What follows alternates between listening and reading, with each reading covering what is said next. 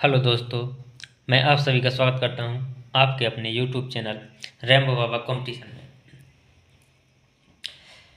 तो हम पढ़ रहे हैं रेलवे ग्रुप डी के लिए साइंस साइंस में देख रहे हैं जीव विज्ञान, क्या बायोलॉजी। तो देख रहे हैं बायो, देख रहे हैं किसके लिए, रेलवे ग्रुप डी के लिए। कल हमने देखा था, कल हमारी कैसी थी, पहली क्लास थी। आज हमारी कौन सी, आज हमारी दूसरी क्लास है। कल हमने देखा था विषाणु, किसके बारे में, विषाणु। कल हम वायरस के बारे में, कल हमने वायरस के बारे में पढ़ा था। वायरस क्या था, सजीव और निर्जीव के बीच की कड़ी था, इसलिए उसको पहले देखा था। अब आज पढ़ने वाले हम कोश का। आज चैप्टर 2 कोश का। चैप्टर 2 को में क्या पढ़ने वाले, सेल, कोश का पढ़ने वाले हैं। तो चलिए बिना किसी देरी के स्टार्ट करते हैं कोश का। तो कोशिका की खोज क्या हुआ कि एक वैज्ञानिक हुए, कौन हुए, एक वैज्ञानिक हुए जिनका नाम क्या था, रॉबर्ट हुक था। क्या नाम था, एक वैज्ञानिक हुए जिनका नाम था क्या, रॉबर्ट हुक। वो क्या कर रहे थे, एक टाइम पे वो कर रहे थे, उन्होंने क्या देखा एक बार कि उन्होंने एक पेड़ की छाल ली, क्या ली, पेड़ की छाल ली, और उसको क्या किया, उसको जो अपने द्वारा निर्मित था, जो अपने द्वारा खुद बनाया गया था सूक्ष्मदर्शी, उस सूक्ष्मदर्शी में उसको, उस छाल को रखा और उस छाल को देखा। जब उन्होंने उस छाल को देखा तो उन्होंने उस छाल में क्या पाया, उन्होंने उस छाल में पाया, उन्होंने उस छाल में पाया कि इसमें छोटे छोटे छोटे छोटे छोटे छोटे, जैसे क्या, मधुमक्खी का छत्ता होता है, कैसा, जैसे मधुमक्खी का छत्ता होता है उसी प्रकार इसमें क्या है, कमरे बने हुए हैं, क्या कमरे बने हुए हैं। कमरे की तरह उन्हें क्या संरचना दिखाई दी। तो किस तरह, एक जैसे मधुमक्खी का छत्ता देखा हो, उसमें क्या होता है, कमरे, बिंदु बिंदु कमरे जैसे होते हैं, तो उनको क्या, कमरे की तरह उनको उसी प्रकार क्या किया, उस छाल में दिखाई दिया। तो उन्होंने क्या किया, जब उनको उस वृक्ष की छाल में क्या, जो सूक्ष्मदर्शी से देखा गया, तो उसको क्या, कमरे जैसी संरचना दिखाई दी। या छोटे छोटे क्या, छोटे छोटे कमरे जैसी संरचना दिखाई दी। तो उसी कमरे जैसी संरचना को उन्होंने क्या नाम दिया, उसी कमरे जैसी संरचना को उन्होंने नाम दिया क्या, कोश का। क्या नाम दिया, कोश का नाम दिया। क्या नाम दिया, सेल नाम दिया। क्या नाम दिया, सेल नाम दिया। सेल नाम दिया। सेल क्या है, सेल जो शब्द है वो किससे, वो बना है, जो सेल शब्द है वो बना हुआ किससे, लैटिन भाषा से, किससे, लैटिन भाषा से बना हुआ है। किससे बना हुआ, ये लैटिन भाषा का शब्द है, जिसमें लैटिन भाषा में सेल या कोशिका का मतलब क्या होता है, क्या होता है, छोटा कमरा होता है। क्या होता है, इसका मतलब होता है छोटा कमरा। लैटिन भाषा में इसका क्या नाम होता है, छोटा कमरा, कमरा नाम होता है। तो इसलिए इसको क्या, छोटा कमरा भी कहा गया। क्या कहा गया, छोटा कमरा भी कहा गया। ये उस टाइम पे खोज हुई, जब उस टाइम पे ये खोज हुई तो ये क्या थी, ये क्या थी, ये उस टाइम की जो घटना थी ये, वे बहुत छोटी घटना थी। क्या थी, जो बहुत छोटी घटना लग रही थी। क्या, उस टाइम पे ये घटना बहुत कैसी थी, छोटी घटना लग रही थी, जिसका कोई अर्थ नहीं था। क्या, ये अर्थहीन घटना लग रही थी। लेकिन क्या हुआ, लेकिन इसने समय के आते इसने विज्ञान में क्या किया, विज्ञान के इतिहास में क्या किया, विज्ञान के इतिहास में ये बहुत महत्वपूर्ण घटना हुई। कैसी हुई, एक बहुत महत्वपूर्ण घटना हुई, जिसने क्या किया, विज्ञान में बहुत बड़ा चेंज लेके आई। क्या करी, ये घटना विज्ञान में बहुत बड़ा चेंज लेके आई। तो क्या हुआ, जो रॉबर्ट हुक ने, जो कौन से विज्ञान थे, जो रॉबर्ट हुक वैज्ञानिक थे, उन्होंने कब इसको किया, तो उन्होंने 1665 में कोशिका का ये पता लगाया। किसका, कोशिका का पता लगाया। किसके, किससे किससे किसका, इसका प्रयोग किससे किया, तो काय में देखा था, ये एक कॉर्क थी। क्या थी, कॉर्क की पतली काट को काटा था इन्होंने। क्या, जो पेड़ से जो कॉर्क निकलती है, जो छाल होती है, उसी को कॉर्क बोलते हैं, उसी से पतली छाल को निकाल के उसी को काट के इन्होंने देखा था। क्या किए थे, इन्होंने देखा था। तो उनमें क्या, छोटे छोटे कमरे से दिखाई दिए थे, उन छोटों कमरों को, उन्हीं कमरों को क्या, सेल नाम दिया था। इस प्रकार से क्या, कोशिका की खोज हुई। फिर इसके बाद आते हैं वैज्ञानिक कौन, ल्यूवेन हक आते हैं। ल्यूवेन, फिर इसके बाद एक वैज्ञानिक आते हैं ल्यूवेन हक। उन्होंने क्या किया, उन्होंने इन्होंने सबसे पहले क्या किया, इन्होंने सबसे पहले सूक्ष्मदर्शी के द्वारा जो क्या होता है तालाब का पानी होता है, क्या तो जो तालाब का पानी होता है, तो उस तालाब के पानी में क्या किया, तालाब के पानी में उन्होंने क्या किया, उस तालाब के पानी को, जब तालाब के पानी को क्या किया, तालाब के पानी को सूक्ष्मदर्शी से देखा, या जो तालाब का जल था उसको क्या सूक्ष्मदर्शी से देखा, तो उसमें क्या किया, उसमें इन्होंने क्या किया, एक जीवित कोशिका की, ये इन्होंने क्या किया, इन्होंने पादप कोशिका का पता पता लगाया था, क्या पादप कोशिका का, लेकिन इन्होंने क्या एक जीवित कोशिका का, किसका, जीवित कोशिका का पता लगाया, क्या किया, जीवित कोशिका का पता लगाया, कैसे, तालाब के पानी से इन्होंने, किसने, ल्यूवेन हॉक ने, किसने, ल्यूवेन हॉक ने, तो किसका, कैसी कोशिका का, जीवित कोशिका का इन्होंने पता लगाया। फिर इसके बाद एक वैज्ञानिक होते हैं, रॉबर्ट ब्राउन आते हैं, क्या आते हैं, रॉबर्ट ब्राउन आते हैं, वो क्या करते हैं, वो कोशिका के, उन्होंने रॉबर्ट ब्राउन फिर क्या करते हैं, उस कोशिका को और आगे बढ़ाते हैं, उसमें क्या करते हैं, उसमें केंद्रक का पता लगाते हैं, क्या करते हैं, केंद्रक का पता लगाते हैं कोशिका में, क्या, तो रॉबर्ट ब्राउन आते हैं, वो क्या करते हैं, कोशिका में केंद्रक का पता करते हैं, क्या, वो कोशिका में केंद्रक का पता बताते हैं, तो उन्होंने क्या, केंद्रक की खोज की, किसने, रॉबर्ट ब्राउन ने किसकी, केंद्रक की खोज की। फिर इसके बाद आते हैं फिर इसके बाद आते हैं कौन आते हैं, फिर इसके बाद वैज्ञानिक आते हैं जन इम्बेगेलिस्टा, क्या, ये सारे के सारे नाम अभी आपको सारे के सारे लिखे हुए हैं, तो सारे के सारे दिखा दूंगा, तो क्या, फिर अब वैज्ञानिक आते हैं कोई जन इवेंगेलिस्टा, या जन इवेंगेलिस्टा पुरकेंज, क्या, पुरकंज, क्या, पुरकंज, या क्या बोलते हैं उसको, परकिंजे बोलते हैं, क्या, परकिंजे भी बोल देते हैं, तो क्या होता है, इंगवेलिस्टा, क्या, इंगवेलिस्टा परकिंजे, क्या, इंगवेलिस्टा परकिंजे वैज्ञानिक आए, तो यह उनको इस शॉर्ट में बोल देते हैं जे आई परकिंजे, क्या, जे आई परकिंजे बोल देते हैं, जे आई परकिंजे वैज्ञानिक ने क्या किया, उन्होंने कोशिका के भीतर जो तरल पदार्थ होता है, क्या, तो कोशिका के भीतर जो तरल पदार्थ होता है, तो उन्होंने क्या किया, तरल पदार्थ का पता लगाया, और तरल पदार्थ को, जो तरल जैविक पदार्थ है उसको क्या क्या नाम दिया, उसको जीव द्रव्य नाम दिया, उसको क्या नाम दिया, उसको जीव द्रव्य नाम दिया, क्या नाम दिया, उसको पदार्थ को जीव द्रव्य नाम दिया। फिर इसके बाद एक वैज्ञानिक आते हैं एम स्लीडन, क्या आते हैं, एम स्लीडन आते हैं, फिर कौन से वैज्ञानिक आते हैं, फिर आते हैं एम स्लीडन वैज्ञानिक आते हैं, और कौन से, जो ये कहा कि ये जर्मनी के वैज्ञानिक है एम स्लीडन, और एक कौन, थियोडोर स्वान, क्या, थियोडोर स्वान, ये दोनों कहा कि जर्मन के वैज्ञानिक हैं। ये क्या करते हैं, ये क्या करते हैं, ये कोशिका का सिद्धांत देते हैं, ये क्या करते हैं, कोशिका का सिद्धांत बताते हैं, कोशिका के सिद्धांत के विषय में ये बताते हैं, ये किस प्रकार कैसा सिद्धांत बताते हैं, ये बताते हैं कि जो, क्या बताते हैं कि ये जो पेड़ पौधे और जो जो जीव जंतु हैं, जो क्या है, जो पेड़ पौधे हैं, जो जीव जंतु हैं, वो क्या कोशिकाओं के बने होते हैं, सभी पेड़ पौधे और जीव जंतु होते हैं वो कोशिकाओं के बने होते हैं, और जो कोशिका का जीवन होता है वो क्या, जो कोशिका जीवन की क्या है, उसको कोशिका को जीवन की क्या मूलभूत इकाई बताया, किसने किसने, एम स्लीडन और सोन ने क्या बताया, कोशिका को जीवन की मूलभूत इकाई बताया, क्या, कोशिका को जीवन की मूलभूत इकाई बताया। फिर इसके बाद आते हैं कौन, विर्चो पे एक वैज्ञानिक आते हैं जिनका नाम क्या है, विर्चो, क्या नाम है, विर्चो, विर्चो नाम है जिनका नाम क्या है, विर्चो। तो जब विर्चो वैज्ञानिक आते हैं तो वो क्या करते हैं, जो वो बताते हैं, वो क्या बताते हैं, वो बताते हैं कि जो सभी कोशिकाएं हैं, जो सभी कोशिकाएं हैं वो उनकी उत्पत्ति कैसे होती है, उस कोशिका की उत्पत्ति बताते हैं कि एक कोशिका के बाद जो सभी दूसरी कोशिका बनती है, तो वो कोशिका कैसे बनती है, वो अपनी पूर्ववर्ती कोशिका के विभाजन से बनती है, क्या करती है, अपनी पूर्ववर्ती कोशिका के विभाजन से बनती है।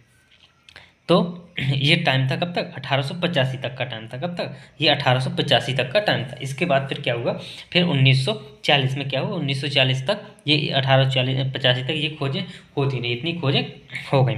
इसके बाद क्या होता कि 1940 में क्या होता है कि 1940 में इलेक्ट्रॉनिक सूक्ष्मदर्शी बन जाता है, क्या होता है, इलेक्ट्रॉनिक सूक्ष्मदर्शी बन जाता है।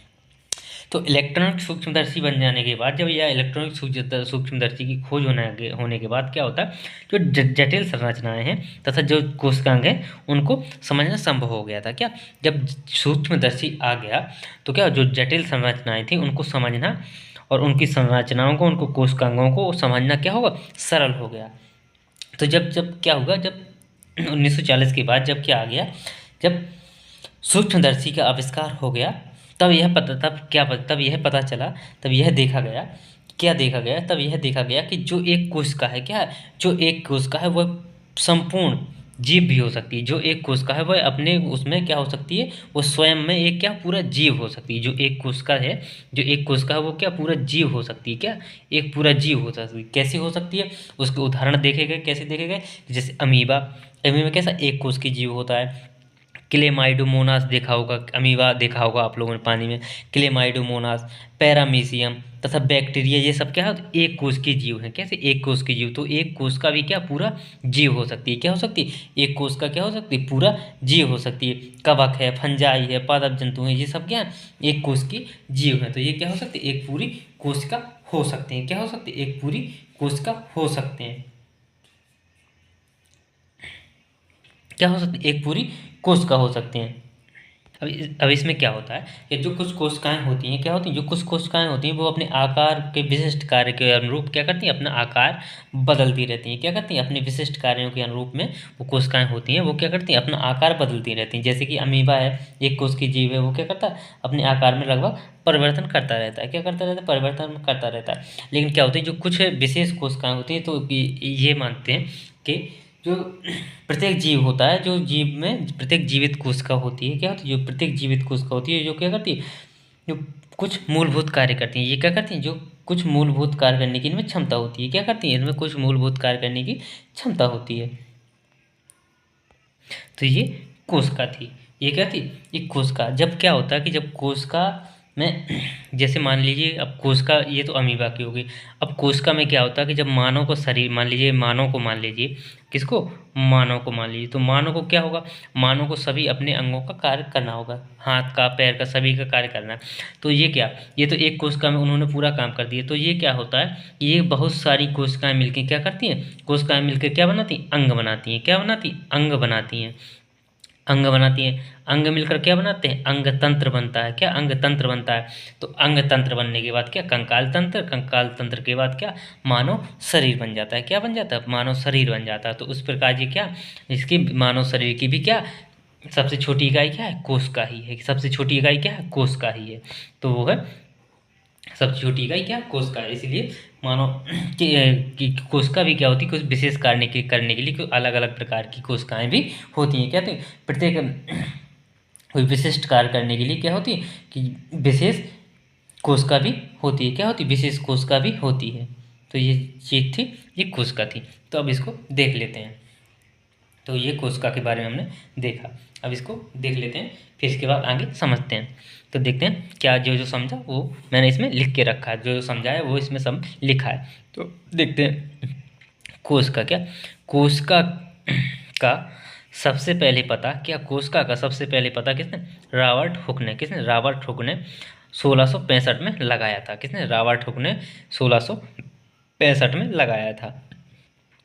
कोशिका को, क्या, कोशिका को कार्क, क्या, कार्क की पतली काट, क्या, कार्क की पतली काट में अनगढ़ सूक्ष्मदर्शी। क्या, ये शब्द आज परीक्षा में लिखा आ सकता है। क्या, अनगढ़ सूक्ष्मदर्शी, क्योंकि परीक्षा में जो शब्द जी हम पढ़ रहे हैं किसी एनसीईआरटी से उठा के, भाषा किसकी, एनसीईआरटी को उठा रहे हैं। तो एनसीईआरटी में जो स्वनिर्मित सूक्ष्मदर्शी है, क्या, जो स्वनिर्मित सूक्ष्मदर्शी है उसके लिए एनसीईआरटी में शब्द दिया है अनगढ़ सूक्ष्मदर्शी। क्या, उसके लिए एनसीईआरटी में शब्द दिया है अनगढ़। तो इसीलिए यहीं से शब्द परीक्षा में उठा देते हैं कि अनगढ़ सूक्ष्मदर्शी क्या है। तो अनगढ़ सूक्ष्मदर्शी क्या लिख देते, किस सूक्ष्मदर्शी से, तो उसमें अनगढ़ सूक्ष्मदर्शी आ गया, तो इसी में घबरा जाते हैं। तो ये एनसीईआरटी, इसलिए हम एनसीईआरटी का प्रयोग करके हम पढ़ रहे हैं। तो ये क्या, इसमें लिखा अनगढ़ सूक्ष्मदर्शी, ये किसमें, एनसीईआरटी में, किसके लिए, स्वनिर्मित सूक्ष्मदर्शी के लिए ये शब्द प्रयोग हुआ है। तो क्या, कोशिका को किसकी, कार्क की, किसकी, कार्क की पतली काट से, किसकी, किस चीज की, कार्क की पतली काट से क्या किया, स्वनिर्मित सूक्ष्मदर्शी की सहायता से उसको क्या किया, देखा गया। जो ये कार्क होती है क्या, वृक्ष की छाल से प्राप्त होती है। क्या, वृक्ष की छाल हो, एक प्रकार की क्या छाल होती है, बाहर से निकालेगा फिर अंदर से उसी छाल को ये कॉर्क बोला जाता है। क्या, कॉर्क बोला जाता है। उसी का इसको उसी को क्या सूक्ष्मदर्शी में देखा गया था। उन्होंने अनेक, उसको देखने के बाद क्या हुआ, उन्होंने क्या देखा उसमें कि अनेक कैसे छोटे छोटे, कैसे छोटे छोटे प्रकोष्ठ देखे उन्होंने। जब उसको सूक्ष्मदर्शी में देखा तो उन्हें क्या दिखाई दिया, अनेक छोटे छोटे प्रकोष्ठ दिखाई दिए। क्या दिखाई दिए, प्रकोष्ठ दिखाई दिए, जिन्हें उन्होंने क्या कहा, कोशिका कहा, जिन्हें उन्होंने क्या कहा, कोशिका कहा। और जो कोशिका जो सेल है, सेल शब्द किसका, लैटिन भाषा का शब्द है, किसका, लैटिन भाषा का शब्द है, जिसका अर्थ क्या होता है, छोटा कमरा होता है, जिसका अर्थ क्या होता है, छोटा कमरा होता है, जिसका अर्थ होता है क्या, छोटा कमरा होता है। तो ये क्या, इसका मतलब ये कोशिका की सब मतलब किसने सबसे पहले खोज किसने की, रॉबर्ट हुक ने 1965 में। तो ये कोशिका की खोज। अब इसके बाद कौन से वैज्ञानिक इसके बाद आते हैं, इन्होंने क्या की, इन्होंने और रॉबर्ट हुक ने किस, जंतु कोशिका, पादप कोशिका किसकी, पादप कोशिका किसकी, पादप कोशिका की खोज की थी, किसकी, पादप कोशिका की खोज की थी। इसके बाद ल्यूवेन हक, कौन आए, ल्यूवेन हक आए। तो ल्यूवेन हक ने क्या 1674 में, क्या 1674 में सबसे पहले क्या, सबसे पहले उन्नत सूक्ष्मदर्शी से, क्या उन्नत सूक्ष्मदर्शी से तालाब के जल में, क्या तालाब के जल में स्वतंत्र रूप से जीवित कोशिकाओं का पता लगाया, क्या स्वतंत्र रूप से जीवित कोशिकाओं को। तो इसने क्या, जंतु कोशिकाओं में ये आ गया, क्या जंतु कोशिकाओं। तो जंतु कोशिकाओं को पता किसने लगाया, ल्यूवेन हक ने लगाया। तो इन्होंने क्या, पादप कोशिका का पता लगाया था, किसने, रॉबर्ट हुक ने। और ल्यूवेन हक ने किसका, जंतु कोशिका का या जीवित कोशिका का पता लगाया था। कब लगाया, 1674 में लगाया था। कब लगाया था, 1674 में इसका पता लगाया था। फिर इसके बाद कौन आते हैं, इसके बाद आते हैं रॉबर्ट ब्राउन आते हैं, क्या रॉबर्ट ब्राउन। तो रॉबर्ट ब्राउन ने क्या किया, वैज्ञानिक रॉबर्ट ब्राउन ने क्या किया, इन्होंने रॉबर्ट ब्राउन ने कब 1831 में, कब 1831 में क्या करते हैं, इन्होंने किसकी, कोशिका में किसकी, केंद्रक की खोज की, किसकी, केंद्रक की खोज की। कोशिका में किसका, केंद्रक का पता लगाया, किसका पता लगाया, कोशिका में केंद्रक का पता लगाया। तो केंद्रक का पता किसने लगाया, रॉबर्ट ब्राउन ने लगाया, किसने, रॉबर्ट ब्राउन ने कोशिका में केंद्रक का पता लगाया। फिर आते हैं कौन, फिर आते हैं जे ई, कौन आते हैं, जे ई पुरकेंजा। कौन, जे ई पुरकेंजा या जे परकिंजे, क्या जे ई परकिंजे। तो इनका पूरा नाम क्या है, जन एवेंगेलिस्टा, क्या जन एवेंगेलिस्टा, क्या जन एवेंगेलिस्टा पुरोकंज। इसमें लिखा है एनसीईआरटी में, क्या लिखा है, पुरोकंज लिखा हुआ है। क्या लिखा है, एनसीईआरटी पुरोकंज। और गूगल पे क्या लिखा है, परकिंजे लिखा हुआ है। तो क्या लिखा है, मैंने दोनों नाम लिख दिए। तो जन एवेंगेलिस्टा पुरोकंज या परकिंजे, क्या परकिंजे। तो दोनों नाम लिख दिए, जो नाम है। तो नाम एक ही है, ट्रांसलेट में होगा, लेकिन एनसीईआरटी में पुरोकंज लिखा हुआ, क्या एनसीईआरटी में लिखा हुआ पुरोकंज। तो जन एवेंगेलिस्टा पुरोकंज ने क्या किया 1839 में, कब 1839 में क्या किया, कोशिका में, क्या कोशिका में जो स्थित तरल है, क्या जो स्थित तरल जैविक पदार्थ है, उसको क्या जीव द्रव्य नाम दिया। क्या दिया, जीव द्रव्य नाम दिया। तो जीव द्रव्य की खोज किसने की, पुरकिंजे ने, किसने, पुरकिंजे ने या परकिंजे ने की। कब की, 1839 में की। कब की, 1839 में जीव द्रव्य की खोज की गई। फिर इसके बाद कौन आते हैं, जर्मन विज्ञान एम एस स्लीडन। क्या कौन आते हैं, एम एस स्लीडन आते हैं, जो कहाँ की, जर्मन, जो कैसे वनस्पति शास्त्री या वनस्पति वैज्ञानिक हैं। इनका पूरा नाम क्या है, मैथियास, क्या मैथियास जैकब, क्या मैथियास जैकब स्लाइडेन, क्या स्लाइडेन है,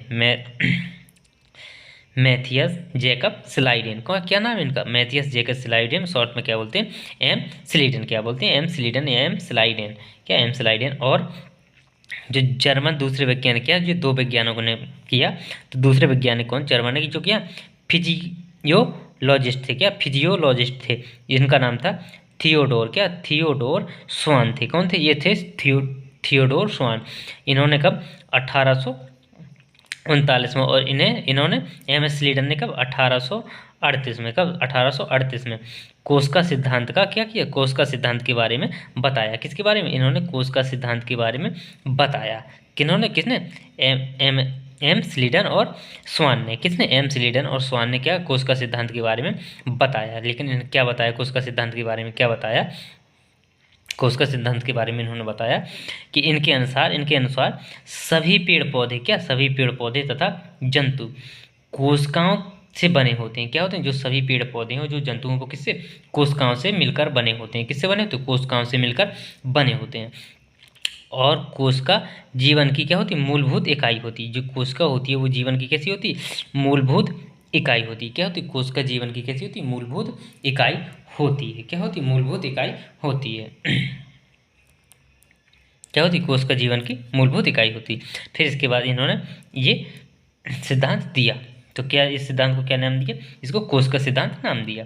फिर इसके बाद तो कोश का सिद्धांत किसने दिया, कोश का सिद्धांत 2 जर्मनी वैज्ञानिक एम्सलीडन और स्वान ने दिया था। फिर इसके बाद 1885 में, कब 1885 में कौन आते हैं, विर्चो आते हैं। कौन 1885 में आते हैं, विर्चो। तो 1885 में विर्चो ने क्या बताया, विर्चो ने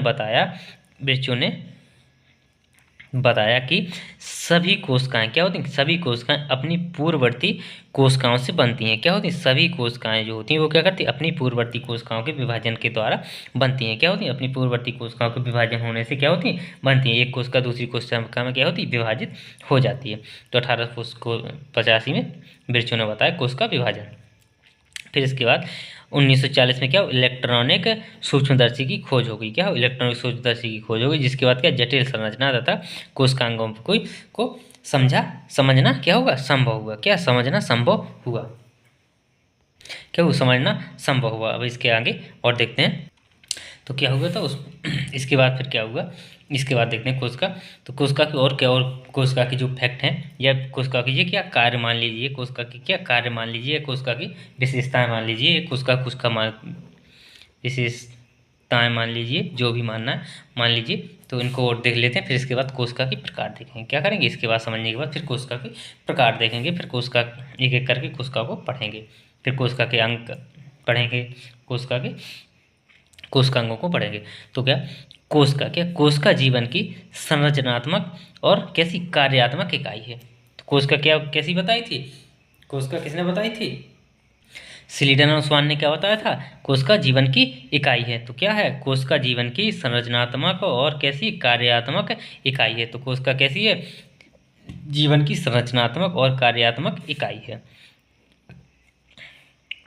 ये और क्या होता है, जो जीवों के द्वारा क्या होता है, जो जीवों के द्वारा किए गए सभी कार्य, किसके द्वारा, जो जीवों के द्वारा किए गए सभी कार्य वस्तुतः किसके द्वारा, कोशिकाओं के द्वारा किए गए कार्य होते हैं। क्या होते हैं, कोशिकाओं के द्वारा किए गए कार्य होते हैं। जो जीव व्यक्ति, जो मानव व्यक्ति, जैसे मान लीजिए हम आप लोग कार्य करते हैं, जैसे मैं लिख रहा हूँ, तो ये क्या मुख्यतः किसके द्वारा, कोशिकाओं के द्वारा, या विशेषता किसके, कोशिकाओं के द्वारा ये कार्य हो रहा है। जो मैं बोल रहा हूँ वो भी किसके, कोशिकाओं के द्वारा ही ये कार्य हो रहा है। तो ये क्या जीवों के द्वारा किया गया कार्य किसके द्वारा, मुख्यतः किसके द्वारा, कोशिकाओं के द्वारा किया गया कार्य होता है। नई कोशिकाओं की उत्पत्ति क्या होती है, नई कोशिकाओं की उत्पत्ति किसने, पुरकंजना बताई थी। नई कोशिकाओं की उत्पत्ति किसकी, पुरानी कोशिकाओं के विभाजन से होती है। क्या होती है, पुरानी कोशिकाओं के विभाजन से होती है। किसने, पुरकंजा ने बताया था, किसने, पुरकंजा ने बताया था। इसके बाद क्या, जो उपरोक्त क्या है, जो ये सारी की सारी चीज़ें हमने पढ़ी वो क्या होते हैं, इसी को क्या बोलते हैं, इसी को कोश का सिद्धांत बोलते हैं। इन्हीं बिंदुओं को क्या बोलते हैं, इन्हीं बिंदुओं को कोश का सिद्धांत बोलते हैं। क्या, संरचना, कार्यात्मक इकाई, कोशिका वस्तुतः क्या, कोशिका के द्वारा किया गया कार्य, कोशिका की उत्पत्ति पुरानी कोशिकाओं से, इसी को क्या बोलते हैं, इसी को बोलते हैं कोश का सिद्धांत बोलते हैं। इसी चीज़ को क्या बोलते हैं, इसी चीज़ को कोश का सिद्धांत। यदि कोश का सिद्धांत पूछे तो यही क्या, कोशिका का अपना संरचनात्मक कार्यात्मक इकाई है। कोशिका वस्तुतः कैसी होती है, कुछ सभी कार्य क्या कोशिका के द्वारा किए गए होते हैं। और क्या, कोशिका अपनी पुरानी कोशिकाओं से क्या करती हैं, विभाजित होने से क्या बनती हैं। तो इसी को क्या बोलते हैं, सिद्धांत, कोशिका सिद्धांत बोलते हैं। लेकिन ये क्या करता है, इसमें एक होता है जो क्या है, इसका अपवाद है। तो इसका अपवाद क्या है, विषाणु। तो इसका अपवाद क्या है, इसका अपवाद है विषाणु। जो क्या होता है, जो विषाणु क्या होता है, जो कोशिका सिद्धांत का अपवाद होता है। ये अपवाद क्यों होता है, ये कल हम पढ़े थे। क्योंकि ये क्या होता है, ये स्वतंत्र रूप में होता है। वो किस निर्जीव की भांति होता है, किस रूप में, जब जो स्वतंत्र होता है, जब स्वतंत्र होता है तो वो किस रूप में, निर्जीव के रूप में होता है। निर्जीव के रूप में होता है, किस रूप में होता है, निर्जीव के रूप में होता है। जब वो स्वतंत्र रूप होता है तो वो किस रूप में होता है, निर्जीव के रूप में होता है। ये कैसा, ये निर्जीव की भांति क्या करता है, कार्य करता है। निर्जीव की भांति क्या करता है, कार्य करता है। लेकिन क्या करता है, जब ये क्या करता है, जब किसी कोशिका में प्रवेश कर जाता है, क्या, जब ये कोशिका में प्रवेश कर जाता है, जब ये कोशिका में प्रवेश कर जाता है तो इसमें क्या होता है, इसमें इसके लक्षण जो होते हैं वो कैसे, सजीवों की भांति प्रकट होते हैं। कैसे, सजीवों की भांति इसके लक्षण प्रकट होने लगते हैं, या करने लगता है। ये अपने लक्षण के सजीवों की भांति लक्षण अपने प्रकट करने लगता है। तो इस तरह ये क्या होता है, विषाणु एक प्रकार से पूर्णतः कैसा, पूर्ण रूप से परजीवी होता है। क्या, विषाणु एक तरफ से क्या कह सकते हैं, ये कैसा होता है, परजीवी होता है। परजीवी विषाणु को क्या बोल सकते हैं, एक तरह से पूर्णतः कैसा, परजीवी बोल सकते हैं। तो ये कोशिका के बारे में इंपॉर्टेंट बातें जो परीक्षा में पूछी जा सकती हैं। अब देखते हैं कोशिका के प्रकार। तो टाइप ऑफ सेल, कोशिका की प्रकार। तो कोशिका कितने, 2 प्रकार की होती हैं। कोशिका कितने प्रकार की होती है, तो हमने देखा था कि कोशिका कितने, हम लोग जानते हैं, पहले से पढ़ते हैं बचपन से कि कोशिका कितनी, 2 प्रकार की होती हैं। कितने प्रकार की होती है, कोशिका होती हैं 2 प्रकार की। एक होती है कौन सी, प्रोकैरियोटिक कोशिका और यूकैरियोटिक कोशिका, यूकैरियोटिक प्रोकैरियोटिक कोशिका। तो अब इन सबको के बारे में डिटेल में नहीं जाना है, तो फिर एक एक को पढ़ेंगे। तो यूकैरियोटिक कोशिका की, यूकैरियोटिक कोशिका किन में पाई जाती हैं, यूकैरियोटिक कोशिका पाई जाती हैं। ये कहते हैं जो सभी जीव जंतु जो पादप होते हैं, क्या, तो सभी जीव जंतु वो पादप, कवक एवं शैवाल में ये पाई जाती हैं। तो ये यूकैरियोटिक कोशिका किन में पाई जाती हैं, यूकैरियोटिक सेल सभी जंतुओं एवं पादपों और क्या, जो कवक और शैवाल होते हैं इन सब में क्या होती है, यूकैरियोटिक कोशिका होती है। और जो प्रोकैरियोटिक कोशिका कैसी होती है, एक प्रोकैरियोटिक कोशिका होती है जीवाणु, निरहले शैवाल, माइको प्लाज्मा, क्या, माइको प्लाज्मा, इनमें क्या होते हैं, ये कैसे होते हैं, एक कोश के होते हैं। कैसे होते हैं, एक कोश के होते हैं। तो ये इसमें होते हैं। तो ये प्रोकैरियोटिक कोशिका होती है। तो अब एक एक करके एक एक कोशिका को पढ़ते हैं। तो देखते हैं यूकैरियोटिक कोशिका की संरचना देख लेते हैं। यूकैरियोटिक कोशिका हम पढ़ने वाली कौन सी, यूकैरियोटिक कोशिका, जो क्या सभी पेड़ पौधों, पादपों और जंतुओं में होती है। तो ये हम देख रहे हैं पादप कोशिका की संरचना। तो पादप कोशिका की संरचना ही कैसी होती है, जंतु कोशिका की संरचना जैसी ही होती है। कैसी होती है, जंतु कोशिका की संरचना जैसी ही होती है। तो हम देखते हैं संरचना। तो ये क्या है, ये बाहरी भित्ति है, ये क्या आंतरिक भित्ति है, ये क्या दिख रहा है, ये रिक्तिका लिखा हुआ है, क्या रिक्तिका है। ये क्या है, ये हरित लवक बने हुए हैं, ये गोल्जिका है, ये क्या माइटोकॉन्ड्रिया बनी हुई है, और ये क्या, ये केंद्रक है, ये क्या केंद्रक है। तो ये देख लीजिए अच्छी तरीके से। तो ये क्या, ये कोशिका की संरचना है। तो इसमें इसको क्या कहते हैं, सेल वाल, इसको बोलते हैं क्या, बाहर की जो परत होती है उसको क्या बोलते हैं, सेल वाल बोलते हैं, या कोशिका भित्ति बोलते हैं। क्या बोलते हैं, कोशिका, हिंदी में कोशिका भित्ति बोलते हैं। क्या बोलते हैं, कोशिका भित्ति बोलते हैं। फिर जो अंदर की परत है उसको क्या बोलते हैं, उसको प्लाज्मा मेम्ब्रेन बोलते हैं। क्या बोलते हैं, प्लाज्मा मेम्ब्रेन होती है। इसको क्या बोलते हैं, प्लाज्मा झिल्ली बोलते हैं। क्या बोलते हैं, प्लाज्मा झिल्ली बोलते हैं। क्या बोलते हैं, प्लाज्मा झिल्ली, हिंदी में क्या बोलते हैं, प्लाज्मा झिल्ली बोलते हैं। ये दोनों क्या है, ये बाह्य आवरण है। ये दोनों कैसे हैं, ये प्लाज्मा झिल्ली और कोशिका भित्ति, ये कैसे हैं, ये दोनों बाह्य आवरण है, किसके, कोशिका के। तो ये दोनों क्या है, बाह्य आवरण है कोशिका के।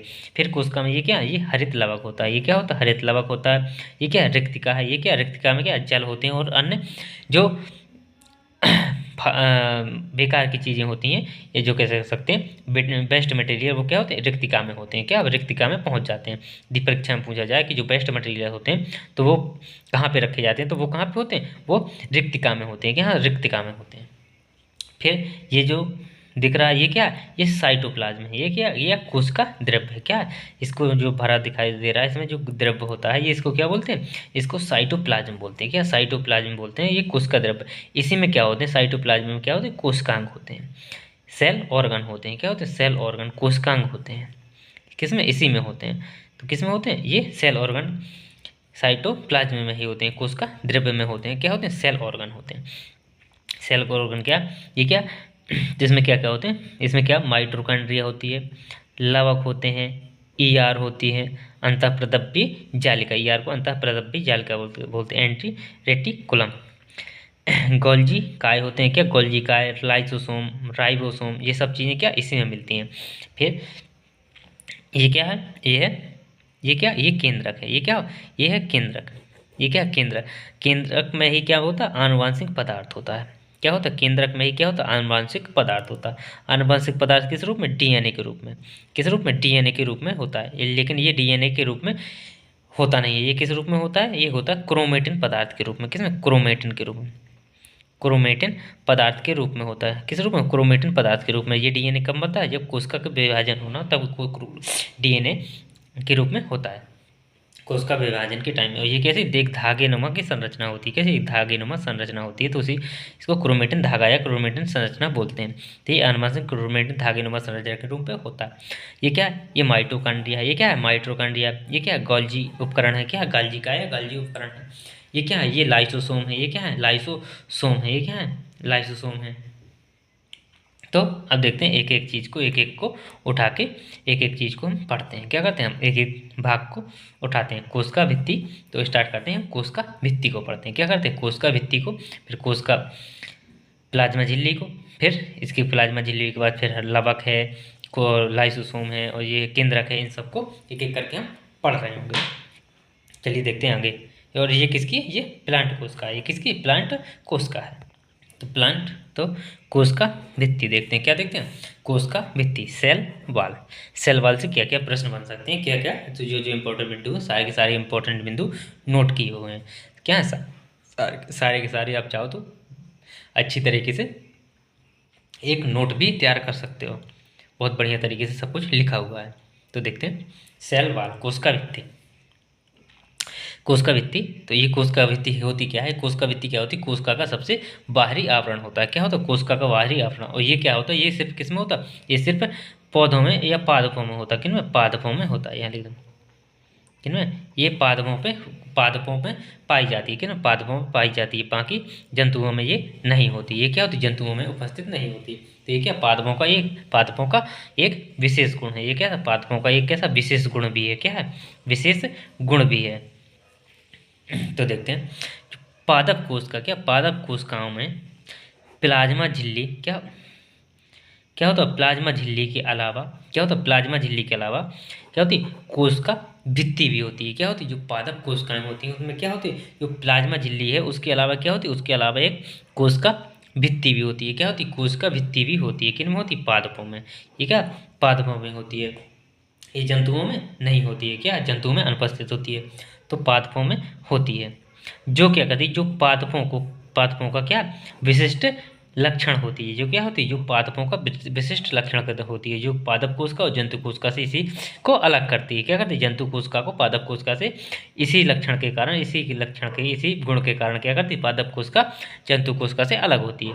किसके कारण, सेल वाल के कारण। किसके कारण, सेल वाल के कारण पादप कोशिका जंतु कोशिका से अलग होती है। ये क्या इसका विशिष्ट लक्षण है। ये क्या विशिष्ट लक्षण है, ये क्या करती है, यह केवल किन में, पादपों में पाई जाती है। किसमें, ये केवल किन में, पादपों में पाई जाती है। जो सेल वाल है, कोशिका भित्ति है, ये किसमें, सिर्फ पादपों में पाई जाती है। किन में पाई जाती है, पादपों में पाई जाती है। तो ये किन में पाई जाती है, ये केवल किन में, पादपों में पाई जाती है। किन में, पादपों में ये पाई जाती है। ये क्या है, ये कैसी निर्जीव संरचना होती है। ये कैसी, जो कोशिका भित्ति है कैसी निर्जीव संरचना होती है। कैसी, जो कोशिका भित्ति होती है वो कैसी निर्जीव संरचना होती है। तो यह कैसी संरचना होती है, निर्जीव संरचना होती है। देखते हैं कोशिका भित्ति क्या होती है, कोशिका भित्ति पादप कोशिकाओं को क्या करती है, दृढ़ता, क्या करती है, दृढ़ता प्रदान करती है। और क्या करती है, ये निश्चित आकार देती है। क्या करती है, जो पादप कोशिका है, जो पादप कोशिकाओं में जो कोशिका भित्ति होती है वो क्या करती है, पादप कोशिकाओं को दृढ़ता मजबूत प्रदान करती है। और क्या करती है, एक निश्चित आकार देती है। क्या करती है, एक निश्चित आकार भी क्या करती है, देती है। तो ये दृढ़ता और निश्चित आकार देती है। यह पूर्ण पारगम संरचना होती है। ये कैसी होती है, ये पूर्ण पारगम संरचना होती है। इसमें क्या पारगम्यता होती है। अब ये देखते हैं ये किस चीज़ में किसकी बनी होती है, ये किस चीज़ की बनी होती है। तो इसका क्या देखते हैं, इसका देखते हैं रासायनिक संगठन। क्या देखते हैं, इसका रासायनिक संगठन का मतलब ये किस चीज़ की बनी होती है, जो होती है इसके, ये जो कोशिका भित्ति है वो किसकी बनी होती है, पादपों में किसकी होती है, शैवाल में किसकी होती है, जंतुओं में किसकी होती है, और कवक में किस चीज़ की बनी होती है। जिसका रासायनिक संगठन देख लेते हैं। जो सेल कोशिका भित्ति है, तो जो सामान्य पादप होते हैं, जो आसपास के अपने आसपास के पेड़ पौधे होते हैं, जो हम आप सब लोग देखते हैं, वो किसके बने होते हैं, वो किसके, सेल्यूलोज के बने होते हैं। किसके, ये किसके, सेल्यूलोज की होती है। इनमें जो कोशिका भित्ति होती है वो किसकी बनी होती है, सेल्यूलोज की बनी होती है। किसकी बनी, तो सेल्यूलोज की बनी होती है। जो शैवाल होते हैं, क्या होते हैं, जो शैवाल होते हैं उनकी भी जो कोशिका भित्ति होती है वो किसकी, सेल्यूलोज की जो बनी होती है। किसकी, सेल्यूलोज सेल्यूलोज की बनी होती है। उनकी भी क्या कोशिका भित्ति किसकी होती है, सेल्यूलोज की बनी होती है। लेकिन जो कवक हैं, जो क्या होते हैं, कवक होते हैं, उनमें वो किनकी बनी होती है, उनमें क्या, वो उनकी सेल वाल होती है काइटिन की, किसकी, काइटिन की बनी होती है, किसकी, काइटिन की। और जीवाणु में तो किसकी, मर्मिक एसिड, किसकी, मर्मिक एसिड या किसकी बनी होती है, तो मर्मिक एसिड और पेप्टिडोग्लाइकन, किसकी, पेप्टिडोग्लाइकन की बनी होती है। तो जीवाणुओं में मर्मिक एसिड या क्या, किसकी, पेप्टिडोग्लाइकन की बनी होती है। तो किसकी बनी, तो पेप्टिडोग्लाइकन की। तो ये पूछा जा सकता है, किसकी, ये पूछा जा सकता है, किसकी, ये क्वेश्चन पूछा भी जाता है, किसमें, किसकी बनी होती है कोशिका भित्ति। इसके बाद देखते हैं जो सेल्यूलोज, क्या, जो सेल्यूलोज एवं जो काइटिन है, क्या, जो सेल्यूलोज और काइटिन है वो किसका, कार्बोहाइड्रेट, किसका, कार्बोहाइड्रेट का ही क्या है, एक स्वरूप है। किसका स्वरूप है, जो काइटिन, जो सेल्यूलोज है और जो काइटिन है वो किसका, कार्बोहाइड्रेट का ही एक कैसा स्वरूप है, क्या, एक स्वरूप है। जो सेल्यूलोज है, सेल्यूलोज क्या, धरती पर, तो सेल्यूलोज क्या है, सेल्यूलोज धरती पर कैसा सर्वाधिक मात्रा में पाया जाता है। जो धरती है हमारे यहाँ पास, तो उसमें क्या, सेल्यूलोज सर्वाधिक मात्रा में पाया जाता है। क्या होता है, सेल्यूलोज जो पदार्थ है वो क्या, सर्वाधिक मात्रा में पाया जाता है। क्या, धरती पर सेल्यूलोज सर्वाधिक मात्रा में पाया, किस रूप में पाया जाता है, कागज किसका होता है, सेल्यूलोज का, जो हम लिख रहा हूँ मैं, ये भी किसका, सेल्यूलोज का। कपास, वो भी कि उसमें क्या, सेल्यूलोज है। जो लकड़ी है वो भी क्या, सेल्यूलोज की बनी होती है। क्या होती, लकड़ी भी क्या होती, सेल्यूलोज की बनी होती है। तो धरती पर क्या, सर्वाधिक क्या, सेल्यूलोज पाया जाता है। क्या, सर्वाधिक सेल्यूलोज पाया जाता है। और कहा जाए यदि दूसरे ग्रहों में, तो ये क्या, सबसे कम पाया जाता है। क्या, सबसे कम, क्योंकि वहाँ पेड़ पौधे नहीं पाए जाते। और ये क्या, अन्य ग्रहों पे अगर माना जाए तो ये सबसे महंगी चीज़ भी है। तो अब देखते हैं, ये देखिए हमने कोशिका भित्ति की प्रमुख चीज़ें, ये परीक्षा के लिए बहुत ही इंपॉर्टेंट है जितनी चीज़ें हैं, इससे ज़्यादा आपको कहीं दूसरी जगह नहीं मिलेगा। अब देखते हैं कोशिका झिल्ली, क्या देख लेते हैं, अब देख लेते हैं कोशिका झिल्ली। तो कोशिका झिल्ली क्या होती है, तो देखते हैं कोशिका झिल्ली। तो सेल मेम्ब्रेन, क्या होती है, सेल मेम्ब्रेन और कोशिका झिल्ली, और क्या, कोशिका झिल्ली और प्लाज्मा झिल्ली दोनों एक तो सेम है, बस बहुत ही छोटा सा डिफरेंस है। क्या, बहुत ही छोटा सा डिफरेंस है। तो देख लेते पहले कोशिका झिल्ली देख ले, फिर सेल उसको प्लाज्मा झिल्ली को देख लें। तो देखते हैं कोशिका झिल्ली, सेल मेम्ब्रेन, ये क्या होती है, ये क्या होती है, ये कोशिका झिल्ली क्या होती है, ये कोशिका को, क्या, कोशिका की सबसे बाहरी परत होती है। क्या होती है, कोशिका की सबसे, जो सेल, जो कोशिका झिल्ली होती है वो क्या, कोशिका की सबसे क्या होती है, बाहरी परत होती है। क्या होती है, कोशिका की सबसे बाहरी परत होती है। और ये किसमें, पादप और जंतु दोनों में पाई जाती है। ये क्या होती है, कोशिका की सबसे बाहरी परत होती है। यह कोशिकांगों के बाह्य वातावरण से क्या करती है, अलग करती है। जैसे कि हमारा ये हाथ है, ये हाथ है, तो हाथ में क्या, जो बाहर की जो त्वचा है, इसको इसको क्या बोल सकते हैं, इसको बोलते हैं कोशिका झिल्ली। क्या होती है, कोशिका झिल्ली बोलते हैं। तो ये क्या होती है, ये कोशिकांगों को बाह्य वातावरण से क्या करती है, अलग करती है। क्या करती है, बाह्य वातावरण से क्या करती है, अलग करती है। यह किसकी, यह वसा और प्रोटीन की बनी होती है। किसकी बनी होती है, वसा और प्रोटीन से क्या होती है, निर्मित होती है, वसा और प्रोटीन की बनी होती है। यह कैसी, यह चयनात्मक पारगम्य होती है। ये कैसी, चयनात्मक पारगम्य होती है। जब चयनात्मक पारगम्य होती है तो इसमें क्या होता है कि इसमें, जैसे इसमें जो प्रवेश करने वाले जैसे गैस, गैस क्या करती है, इसमें आ और जा सकती है। जो पारगम्य, चयनित पारगम्य है, तो उसमें क्या होता है, आ जा सकते हैं। क्या करते हैं, आ जा सकते हैं, अंदर बाहर हो सकते हैं। तो जैसे गैस है, गैस इस झिल्ली से क्या अंदर जा सकती है और बाहर आ सकती है। द्रव है, द्रव भी क्या कर सकता है, भीतर जाता है और बाहर निकलता, जैसे कि पसीना हमारा निकलता है। क्या करता है, पसीना निकलता है वो, और पसीना सूख भी जाता है। तो ये क्या, किसमें, चयनात्मक पारगम झिल्ली पे ये होती है। क्या होती है, ये चयनात्मक पारगम झिल्ली होती है। मगर इसमें क्या होता है, ये द्रव और जो गैसें होती हैं, इनमें क्या होता है, मगर इसमें जो आर पार की गति होती है, जो आर पार की गति करने के दौरान क्या करती हैं, जो गैसें होती हैं वो किसका विसरण, किसका विसरण, या किसका विसरण, इंग्लिश में क्या, डिफ्यूजन, इंग्लिश में क्या, डिफ्यूजन, तथा द्रव होते हैं जो वो परासरण, ओस्मोसिस की, किसकी, ओस्मोसिस की प्रक्रिया का क्या करते हैं, पालन करते हैं। जब गैसें आदान पर अंदर बाहर होंगी तो उसमें क्या, विसरण की प्रक्रिया का पालन करेंगी। क्या, विसरण की प्रक्रिया का पालन करेंगे। इस विसरण और परासरण की सारी क्रिया हम आगे देख रहे हैं। और अगर यदि जल आर पार गति करेगा तो वो किसकी, परासरण की या ऑस्मोसिस की प्रक्रिया का क्या करेगा, पालन करेगा। क्या करेगा, पालन करेगा।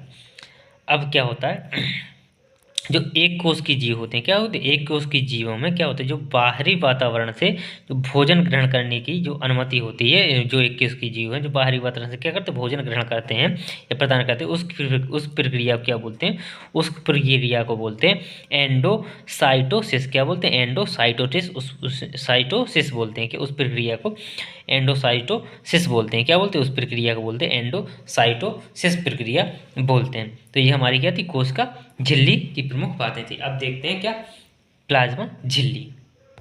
अब देखते हैं क्या, प्लाज्मा झिल्ली, प्लाज्मा मेम्ब्रेन। क्या, प्लाज्मा मेम्ब्रेन। तो ये प्लाज्मा मेम्ब्रेन किसकी बनी होती है, ये किसकी, प्लाज्मा झिल्ली व किसकी, वसा। ये प्लाज्मा झिल्ली जो होती है, प्लाज्मा झिल्ली जो होती है वो किसकी, वसा और किसकी, प्रोटीन की बनी होती है। किसकी, वसा और प्रोटीन की क्या होती, बनी होती है। जो प्लाज्मा झिल्ली भी किसकी, वसा और प्रोटीन की बनी होती है।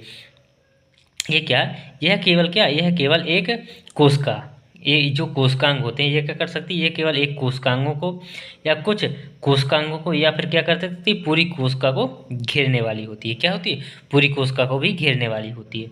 वो जब पूरी कोशिका को घेर लेती है तो उसी को क्या बोलते हैं, कोशिका झिल्ली। क्या बोलते हैं, उसी को कोशिका झिल्ली भी बोल देते हैं। तो उसी प्रकार कोशिका झिल्ली एक प्रकार की क्या है, प्लाज्मा झिल्ली ही होती है। क्या होती है, जो कोशिका झिल्ली है वो एक प्रकार की क्या, प्लाज्मा झिल्ली ही होती है।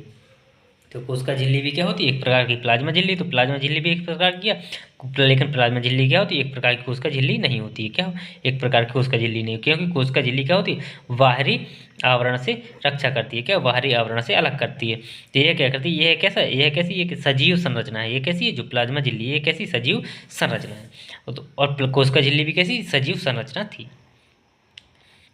ये भी कैसी एक सजीव संरचना है। अब इसमें क्या अंतर, डिफरेंस क्या है, इनमें दोनों में डिफरेंस क्या है, तो वो भी देखते हैं, उसमें समझ में आएगा भी कि जो कोशिका झिल्ली है वो क्या करती है, कोशिका झिल्ली बाहर से आने वाले जीवाणुओं व विषाणुओं को क्या के आक्रमण से क्या करती है, कोशिका की रक्षा करती है। क्या करती है, जो कोशिका झिल्ली है वो क्या करती है, जो बाहर से आने वाले जीवाणु या जो विषाणु हैं उनके आक्रमण से क्या करती है, उस कोशिका की रक्षा करती है। क्या करती है, रक्षा करती है। जबकि जो प्लाज्मा झिल्ली है इसका ऐसा कोई कार्य नहीं है, या इस कार्य में कोई इसकी भूमिका नहीं होती। प्लाज्मा झिल्ली की इसकी कोई भूमिका नहीं होती।